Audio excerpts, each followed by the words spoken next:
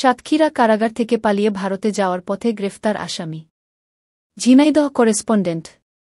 ঝিনাইদহের মহেশপুর সীমান্ত থেকে গত ৫ আগস্ট সাতক্ষীরা কারাগার ভেঙে পালিয়ে আসা আসামি শফিকুল ইসলাম ৩৪ কে গ্রেফতার করেছে ৫৮ বিজিবি। মঙ্গলবার সকালে উপজেলার মাঠিলা সীমান্ত দিয়ে ভারতে পালানোর সময় তাকে গ্রেফতার করা হয়। সন্ধ্যায় এক প্রেস কনফারেন্সে এ তথ্য নিশ্চিত করেন ৫৮ বিজিবির অতিরিক্ত পরিচালক মেজর মোল্লা ওবায়দুর রহমান। আটককৃত আসামির বাড়ি ঝিনাইদহের কোটচাঁদপুর উপজেলার কুশনা ইউনিয়নের মোহনপুর গ্রাম। সে ওই গ্রামের তাইজুল ইসলামের ছেলে। স্ত্রীকে হত্যার দায়ে ১ জুন ২০২২ থেকে সাতক্ষীরা কারাগারে আটক ছিল। বিজিবির অতিরিক্ত পরিচালক মেজর মোল্লা ওবায়দুর রহমান জানান, গত ৫ আগস্ট সাতক্ষীরা কারাগার ভেঙে কয়েকজন কয়েদি পালিয়ে যায়।